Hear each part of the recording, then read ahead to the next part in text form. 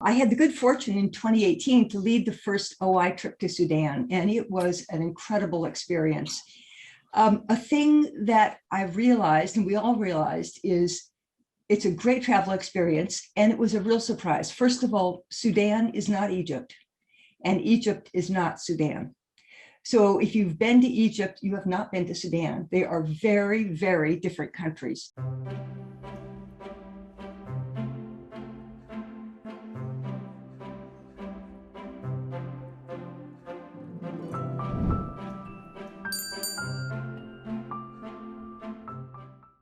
So why would you want to go to Sudan?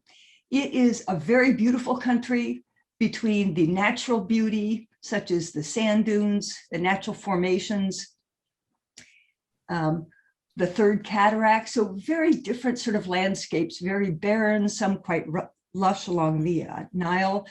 Beautiful man-made structures also here at Merowe. And of course, the history is absolutely fascinating. Again, it is not Egypt. It has its own very distinctive history, and it's very closely tied to the OI. So there are a lot of wonderful connections between the OI and Sudan.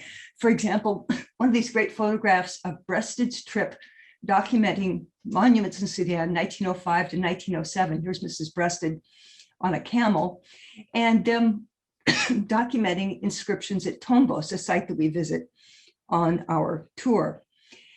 The Sudanese are extremely hospitable people, very friendly.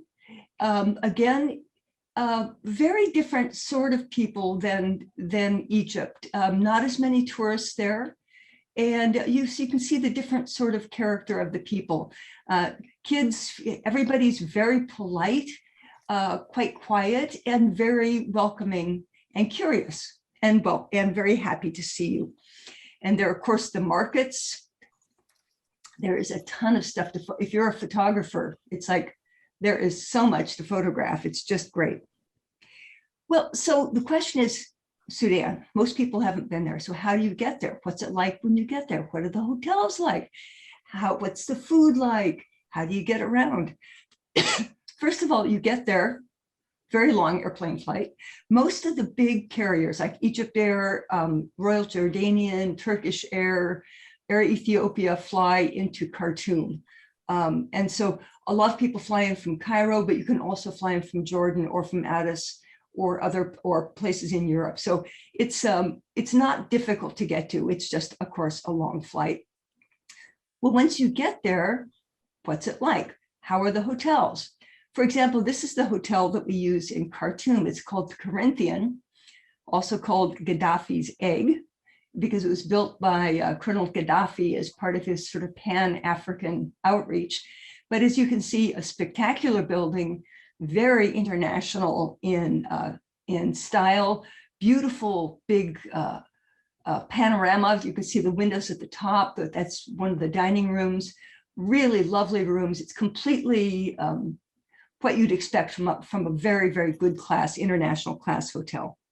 It was built in 1999, and fabulous views from the Corinthian to Omdurman and Tuti Island and throughout Khartoum. But once you get out of Khartoum, what goes on?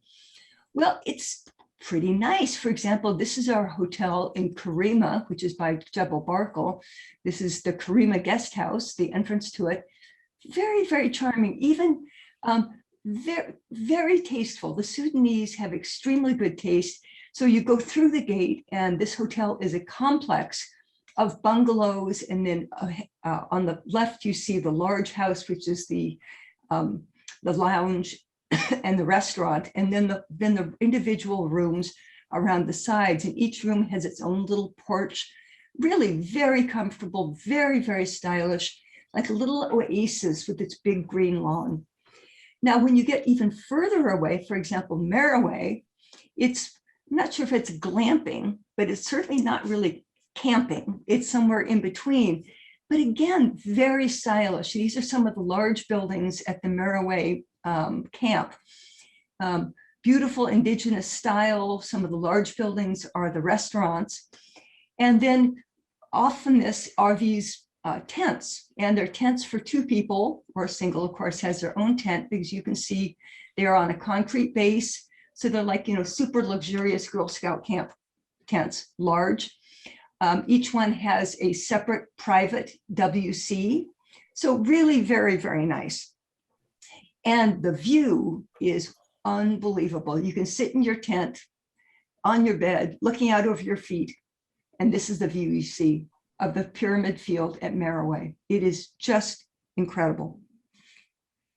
So how do you get around once you get to Sudan?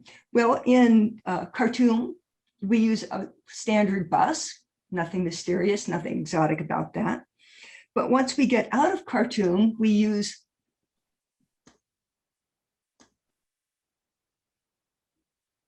We use 4x4s, and our tour agent, the way Matt has set it up, it's very comfortable. They're usually just 3 passengers per car, so nobody's in back. Very nice. Part of it's off-road, some of it's on-road. Some of the long journeys throughout Sudan are now on very good roads that were built in just the last few years. But you do have a little bit of fun with the off-road. The drivers are very, very good drivers. Some of them speak some English. Very careful, very personable. They add a lot to the trip.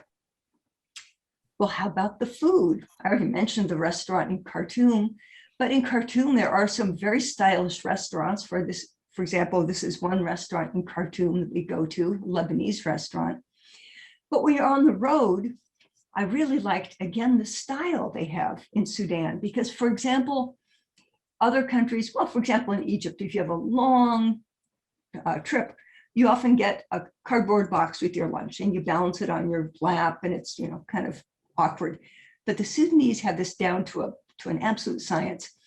The 4x4s carry long boards and folding chairs. You can see in the middle there's a fold out table. So there are 2 boards that are hinged. They fold down onto pedestals. They carry everything with them. They set it up in a trice. They find a beautiful place under a tree or some beautiful scenic area, and poof, you have an elegant picnic. These guys were brilliant. And so there are big boxes of food that they bring from the hotels. And it just makes a really lovely, as I said, stylish and very safe and lovely interlude. So again, very easy. The logistics in Sudan are, I was surprised how easy and elegant they are. Okay, so we've gotten through some of the nuts and bolts. I'm going to give you a tour through Sudan to show you what you're going to see. Okay, so here's a map of Sudan and Egypt. At the very bottom is Khartoum, and we will start there. Khartoum is a big city, 5.5 million people. It has 2 parts. It has Khartoum itself and then Omdurman. It is Khartoum itself is a very modern city. As you can see, the architecture here. You can even shop at the mall. Here's the Waha Mall, which is really kind of interesting to go and see. Lots available, but seeing the Sudanese shopping. People are very friendly. I struck up some really great conversations with some people. Just it's an easy city to walk around. It is safe. People are very helpful. It's a great experience. And of course, one of the big attractions of Khartoum is the boat trip to the confluence of the White, which is near you, and the Blue Nile on the far side. And it's fascinating because the 2 Niles, they come together right here at the end of this island. They actually have different currents and a slightly different color. And so to sit in a little boat and be in this spot and imagine where you are on a map is absolutely incredible, and especially if you do advanced reading about the exploration of the Nile, the search for the sources of the Nile. It's an unforgettable experience. Other big attractions in Khartoum, of course, the National Museum, which is really spectacular. Of course, the Oriental Institute has a very, very good collection of Nubian material, but we have a fairly narrow range of types of objects. Of course, it was almost all excavated by the Oriental Institute. And in Khartoum, you really get a good view of Nubian culture. The galleries are very beautifully arranged. chronologically, some really beautiful pieces, some very famous pieces that you're going to see if you've been looking at books on Nubian history. And good labels in Arabic and in English, so it's very easy to navigate, and you can see big photographs. So really very, very well done. In the upper floor is the gallery of these fabulous frescoes from Faras and Dongola that were excavated by the Polish in the early 60s as part of the Nubian salvage. Really spectacular paintings and really unforgettable images. Again, nicely labeled, so you really get a sense of what's there. And you can also buy a very nice guidebook that is written, it's got good illustrations, and it's a great reference to what you're going to see. Now, a really great thing about this museum is you go out in the yard, and there are 3 museums under shelters. These are three temples, excuse me, in these shelters. The temple of some temples from Kuma, Semna, and Buhan. These are 18th dynasty temples, most of them Thutmose III and Hatshepsut. And these were relocated during the Nubian Salvage Project, beautifully installed, good signage, fascinating, absolutely fascinating to wander through these and take a look at this beautiful 18th dynasty work, and particularly the one that refers to the Middle Kingdom and the deification of the Egyptian king and the god dead one. Absolutely fascinating. Now, for those who are interested in 19th century Sudanese history, and you really should be, it's absolutely fascinating. If you don't know about it, you should read about it. There are some very interesting remains of the great battle between the British and the Sudanese. On the left, you have the Mahdi, Muhammad Ahmed, who in 1881 proclaimed himself to be the Mahdi, or the chosen one. And his crusade, you might say, was to expel the British who were occupying Sudan at that point. And into this story come a lot of names that are familiar to you, like General Gordon, Chinese Gordon, who fought the Mahdi.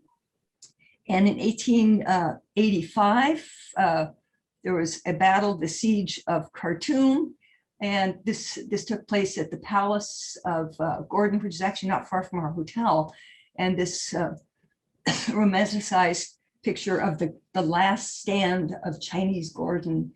And this was a big deal in the British Empire, because this was the Sudanese besting the British. And this was a tremendous cause for concern in the British Empire. And so they sent their next great hope, who is another person who I'm sure is familiar to you, who is Lord Kitchener, to retake Khartoum and to put down the Mahdi's revolt.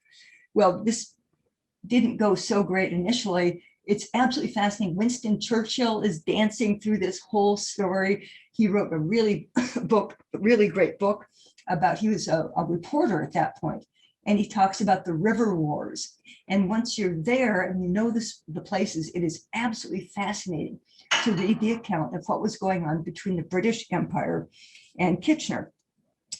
So there was the Battle of Omdurman in 1889, in which Kitchener did defeat. The Mahdi had died in the meantime, but he was replaced by successor Abdullah ibn Muhammad, the Khalifa, who is the successor of the Mahdi. So very, very interesting. And when you're in Omdurman, you can see the remains of this. It's amazing how much is there. For example, the mud fortification walls of Omdurman still stand. And really amazing, this paddle wheel gunship, the Bourdin, which was shipped to Sudan. It was built in the UK and Britain and dismantled and shipped to Cairo, and then went up the Nile for the battles. And here it is. There's actually another one at the yacht club in Khartoum. But so interesting to see all of this. Now, another thing I found really quite telling about Sudan is the Mahdi's tomb, or the reconstructed Mahdi's tomb, because the original tomb of the Mahdi was demolished by the British in a fit of pique. But there is a reconstructed tomb of the Mahdi, and I thought, are we going to be able to actually visit this? And we got there and they said, come on in, visit. They let us come in, walk around. It was extremely interesting. And then across the street is the house of the Khalifa. So this whole interlude is very, very interesting part of Sudanese history and identity. Okay, so leaving Khartoum, we're going to hit the road. So we get on our 4x4s, and you can see at the bottom of the map, from Khartoum, our first stop is Naga. And there we really get into the heartland of Meroitic Nubia. So Meroitic Nubia is roughly 300 BC to 300 AD. It actually starts a little bit earlier, but the sites of, you can see Naga, Musawat, Asofra, and Meroe are Meroitic heartland. They're the later period of Nubian history. As a rule, generally, there are a lot of exceptions, but you might say the later material is in the south, and as you go north, as you go downriver, you run into some of the earlier things. Of course, it's mixed in areas, but so Naga, Musawat, Sofra, and Meroe itself, of course, the place name for the Meroitic period. Naga is spectacular. Here is a view. This is a place that Breasted visited. We have wonderful documentation of it from his expedition there in, I think it was 1906. The beautiful kiosk, now called the Temple of Hathor, and behind the fabulous Lion Temple. Again, this architecture, you're not going to see anyplace else. It is this wonderful, imaginative combination of classical, indigenous, Meroitic, Egyptian, to make this very harmonious, really beautiful, beautiful architecture. So here's another view of the kiosk, the temple of Hathor. And then the Lion Temple. This is very, very famous because you can see on the pylon. So again, you see the basic idea is borrowed from the Egyptians with the pylon gateways and the uraei over the doorway. And here you can see on either side, on either pylon, on the left, the king smiting enemies. But what's really great about the Nubians is on the right, you see the queen smiting enemies. And in this culture, the queens are extremely prominent, very, very prominent, very important. We know that a queen was actually put in charge of negotiating a peace treaty with Augustus in the 1st century AD. So the queens had tremendous power. And a wonderful thing about this temple is, so you almost have like his side of the temple and her side of the temple, because his side of the temple shows the king and the royal family with gods, and her side with the royal family and goddesses. So here's his side of the temple with deities, and her side with excuse me, this is his side with deities, and the other was her side of the deities. This temple is extremely famous for the back wall. And you can see on the left, you can see the snout of a lion. This is Epidemic or Tiamat Epidemic, the lion-headed god of Nubia. And this is a very famous scene because he is shown with 3, probably 4 faces, but he's shown with 3. And this sparked all sorts of study, people trying to make connections with the Indus Valley. It is now thought that this idea of the 3 faces has to do with sort of the omnipotence and omnipresence of Epidemic, that he is looking at everybody. And here he is looking at the queen. And when I show you a line drawing of it, you can see more of the detail. It's really great. So here you can see that drawing of, and you see looks like little arrows or little, little arrows. They're actually little Ankh signs that are shooting out of Epidemic's nostrils, going into the nostril of the queen and the prince. And so here the king, the god giving the royal family life. And here you can see, although there is some Egyptianizing to it or Egyptian inspiration, the Nubians have taken this and made it entirely their own, with the clothing, with the proportions, with the iconography. It's absolutely fascinating what they're doing.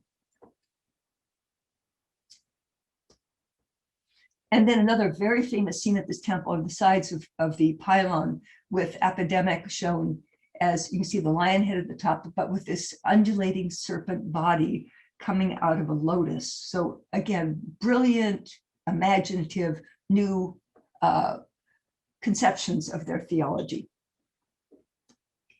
And then also at Naga, there is the Amun temple fronted with these wonderful sphinxes, rams with the curly fleece. And then the next site not far away is Musawara al-Sofra, which is a large site, still a bit of a mystery. The part that's a mystery is called the Great Enclosure, and this is part of it. You can see the elephant statue. This is on the platform of the Great Enclosure. Here's another view of the whole thing, and more elephants. It is a very, very large complex with enclosures and ramps, images of elephants, and the exact function of this enormous structure is still debated. It's early Meroitic. We don't know exactly what the function of it was. There are other temples also at Musawarat.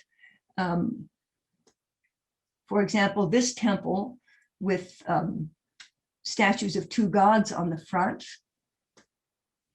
and then another lion temple at Musawarat al-Sofra. And many of these temples are like at the Naga temple, a pylon and then a single chamber, or some of them have a triple shrine in the back.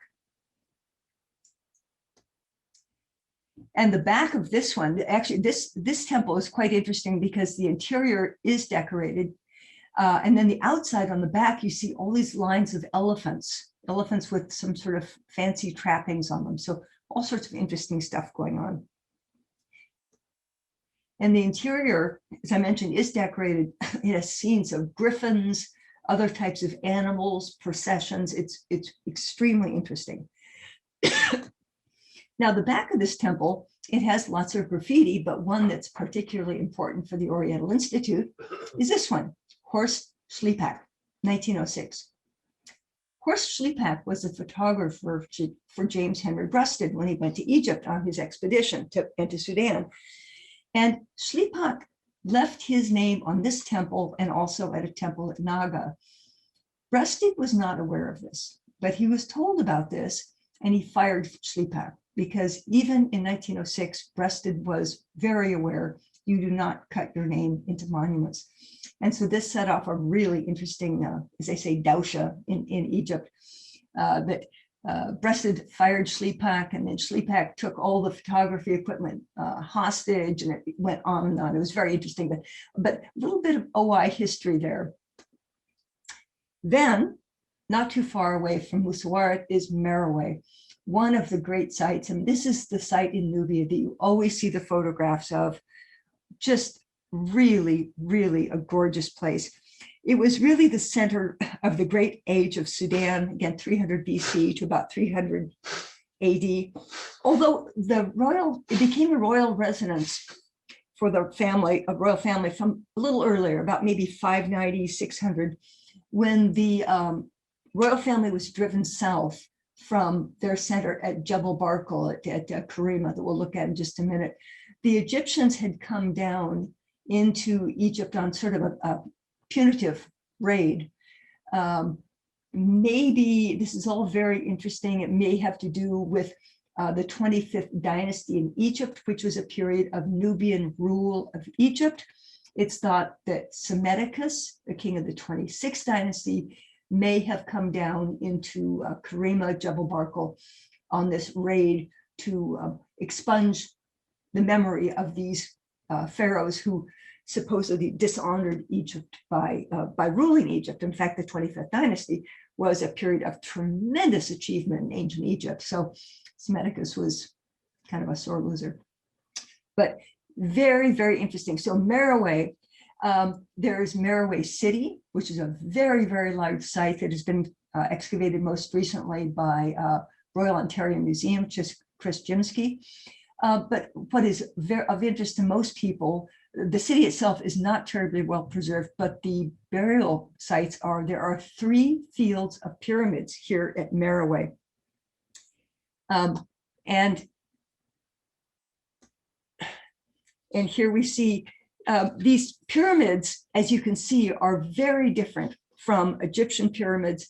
They are much steeper sided. They are much smaller. Again, something that sets them apart from Egyptian pyramids is that they are of solid construction. Egyptian pyramids, most of them have interior spaces, they have chambers within them. Here in Merowe and in other places in Sudan, the burial chambers are under the pyramid. They're rock cut under the pyramid, and they are entered not from this chapel that you see. They are actually entered from a stairway, which is the entry is some distance from the pyramid. The chapel that you can see here, these are on the east side of the pyramid, and these are decorated with scenes of the owner of the pyramid. So luckily we have names of many of these pyramids, not all of them. Many of them are of kings and queens, members of the royal family, some of them of high officials.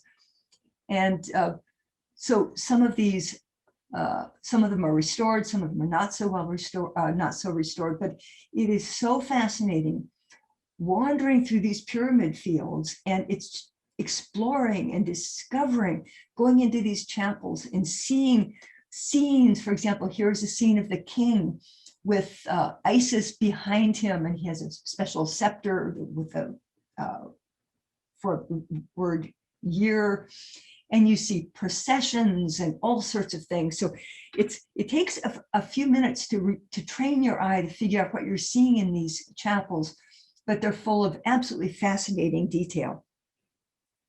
There are three main pyramid fields. There's a west field, which is not very well preserved, is mainly dismantled by the British when they're building the railway. The north field, which is better preserved, is a little later. It's mid-3rd to 4th century AD. And here there are burials of 30 kings and 8 queens. Again, chapels on the east. Many of these do have names. There are also, in the south group, there are not only pyramid tombs, but there are pit tombs. So there are things in addition, there are burials in addition to the pyramids. Now at Merowe, one of the most famous of these pyramids is that of Manashekato, a Meroitic queen. And from this pyramid came the so-called Ferlini treasure, because an Italian named Ferlini discovered it. But unfortunately, in the course of recovering this cache of jewelry, he did tremendous damage to the pyramids at Merowe. He thought that there were chambers within them, so he demolished the tops of the pyramids, kept on finding nothing in the interior, but he kept on demolishing them. But he did eventually, it's a little mysterious where he found this, but this incredible cache of beautiful, beautiful gold jewelry. This is part of what's called a shield ring. It may actually be a headdress ornament. It's a little bit unclear. But again, you can see the Meroitic take on earlier Egyptian iconography. And you see the ram head. Rams are very important in Nubian and Sudanese iconography because the ram is the symbol of the god Amun. And the Sudanese, from at least 700, if not earlier, adopted Amun as their state god, and he was represented as a ram. And so you see the ram many times in Sudanese iconography. And here, beautiful a bracelet or an armlet here with a goddess, probably Mut on it. Spectacular craftsmanship from Merowe. Well, after Merowe, we head off to Karima. We take a ferry across the Nile, little ferry, which is fun. Lots of different types of vehicles and people on it. So a short ferry ride just across the Nile. And then we set off across the Bayuda Plain, the desert. And you see, of course, what you'd expect to see in the desert. You see flocks. There are wells out in this area. You see herds of camel. There was a large well that we saw that was fascinating. We stopped. Our guide took bags of sugar to some of the people who were there. He said, our guide, who was very, very good, said that these tribes each have a day that they can use the well. So it's very controlled locally about who does what. So they're using a camel here to pull the bucket of water up from the well. It was very, very interesting. So we're crossing from Merowe, we go across the desert, and our destination is Jebel Barkal. And Jebel Barkal is right, it's you can see El Kuru and Nuri, and there's another spot, which is Jebel Barkal. So it's just south of the Fourth Cataract.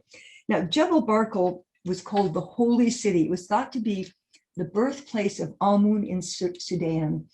The Jebel means mountain, and this is the Jebel. It was called the Pure Mountain. It was considered to be the primeval place of creation. And this was the main cult center of the Kushites being the Sudanese, the ancient Sudanese.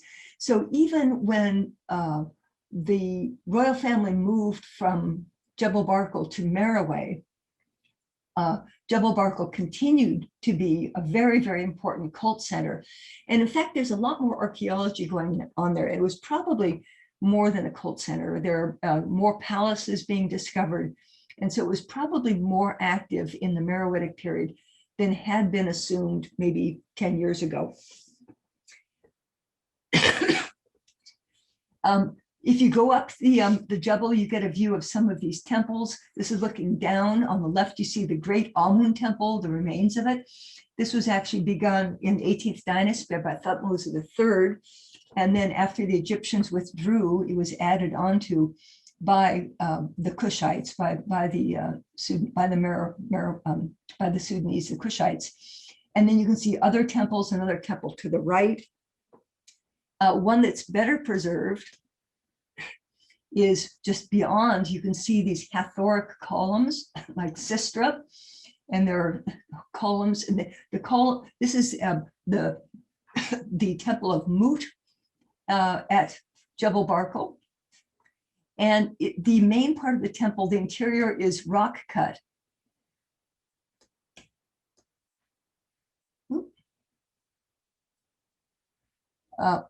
And so when you go into the temple, this is what you see, these wonderful scenes. And here you see King Taharka on the right offering to Khnum and to Amun and Mut and Kansu, the Theban triad, who of course were adopted by the Egyptians. So very, very beautiful relief. A scene that is absolutely fascinating is there is a picture showing Jebel Barkal, showing the mountain with Amun inside it. So they literally believed that Amun resided inside this mountain. And that pinnacle that I showed you was thought to be the uraeus, or the head of the snake, the uraeus that was protecting Amun. So absolutely fascinating.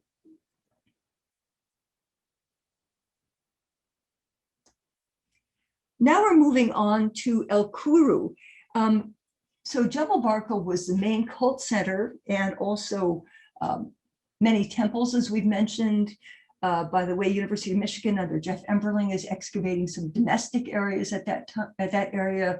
There are Italian excavations of the big temple of Natakamani and Amanatori.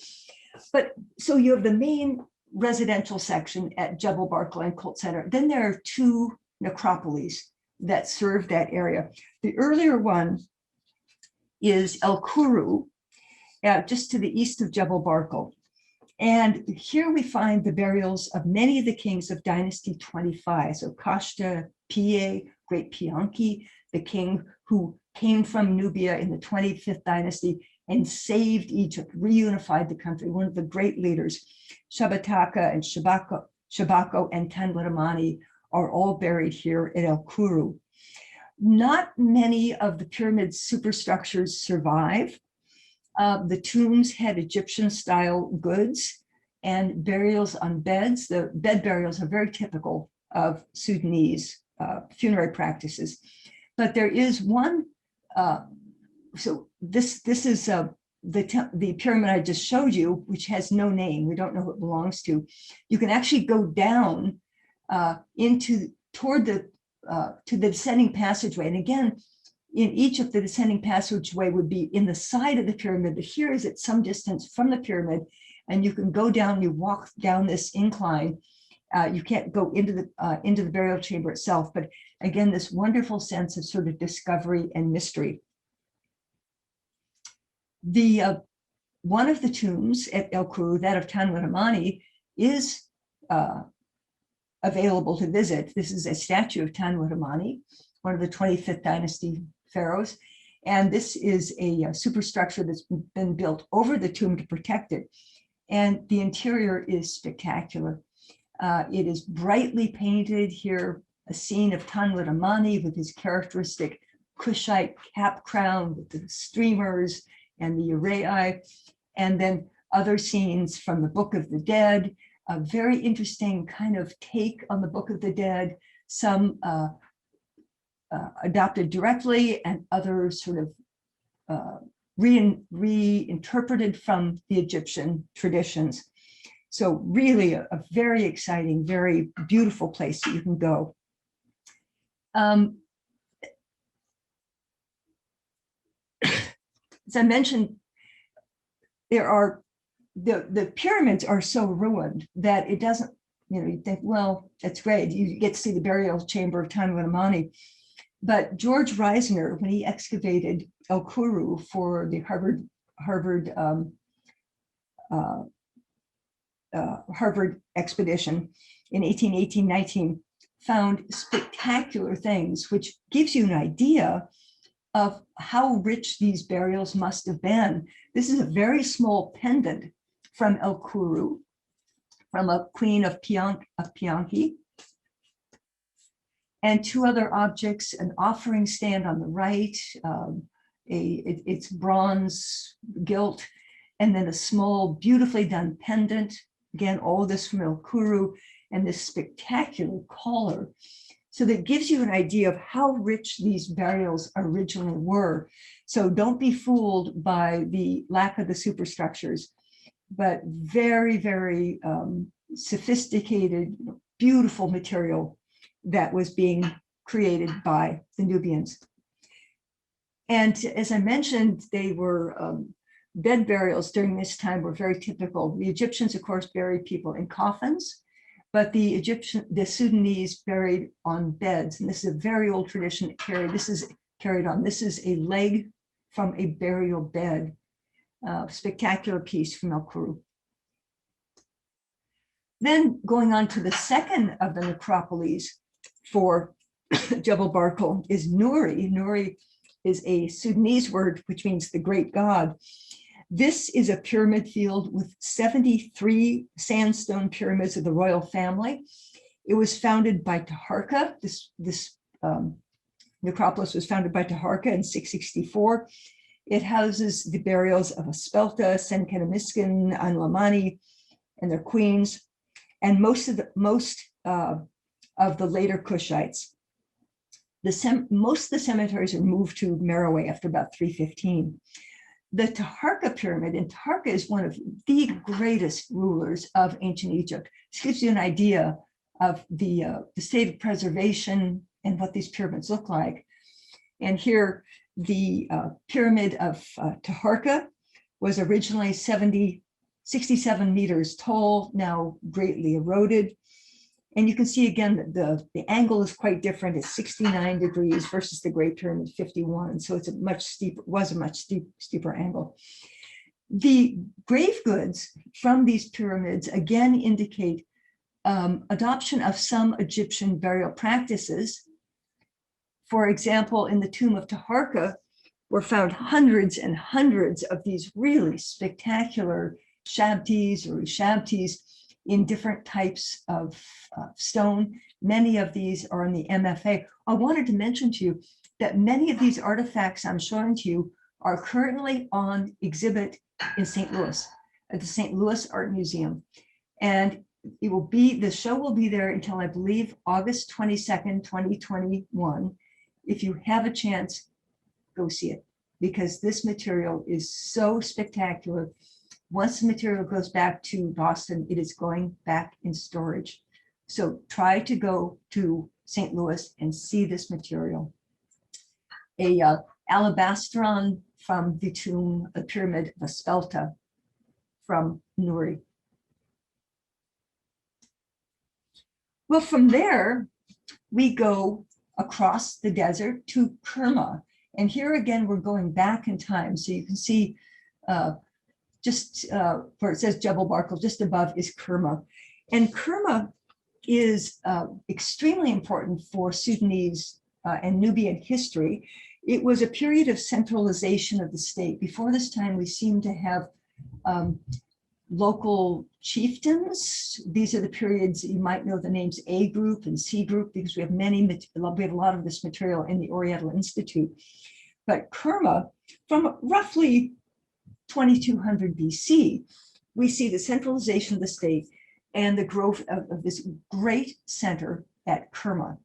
And this is a center that begins to really perturb the Egyptians. The Egyptians don't really like it when the Nubians centralize and have enough power to push back against the Egyptian domination of Nubia.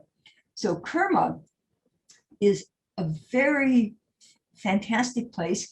It's dominated by two enormous mud brick structures. These are called dafufa. They are essentially solid buildings of millions, must be millions of mud bricks. There are stairways that go up to the top. It is thought that they are religious in nature. Again, there's not a lot known about them because at this time, the Kushites are not writing their history. So unfortunately, what we have are the artifacts and the architecture, but no written material. And we have some documents from the Egyptian side, but not enough to really fill us in what's going on from the Nubian side. From the dafufa, you can look out and you see the plans of the great palace. This was a huge city, Kerma. It's been excavated by the Swiss under Charles Bonnet since the 70s, the late 70s, and he's still active doing spectacular work there. He's done a great book recently with really wonderful reconstructions of many of these buildings. The Egyptians, especially under the Thutmose II and Hatshepsut, came down in this area and built enormous forts to try to solidify Egyptian hold over this area. But then they eventually lost it and went back to it. That was after the main period of Kerma. This was excavated by Reisner again. And when you look at the mud brick structures, they look quite kind of bland, but some of them had these spectacular inlays, these brightly colored faience inlays on them. So there was a lot more visually there than what you can see today. Now, when you go to the western part of Kerma, you wander around and you see these interesting lines. You see these kind of compartments, and you can see a horizontal area. Here you can see it looks like a road, and I couldn't believe my eyes, because this is the remains of these great burial tumuli of the kings of Kerma. I was so astounded that they were so well preserved. And what you see here is a reconstruction of one of these burial tumuli, 80 meters in diameter, enormous structures. So the first thing I showed you were the parallel chambers. The king was buried, or the chief of Kerma was buried in the middle. You can see sort of the roofed structure, the dome structure. He was buried in the middle on an inlaid bed, of course, the tradition in Sudan.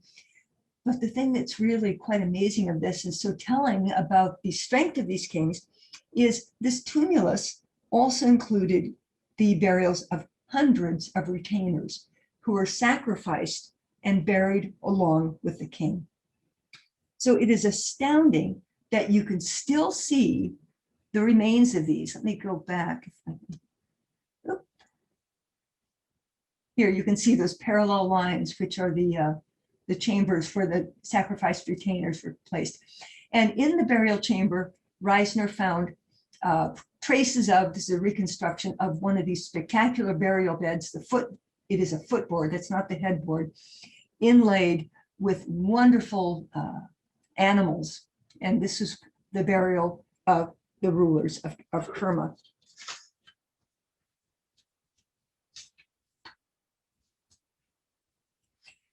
The area continue to be in use is documented very, very well by Charles Bonnet. And there's a beautiful on-site museum built in indigenous, well, local style, really very gorgeous. You can see all the oasis and the palm trees behind. And a real high point of this museum is the group of statues from Dukigel, which is just across the way from where those palm trees were. And this was a group of statues discovered in 2003. These were discovered in a pit here at Kerma at Dukigel and broken in pieces.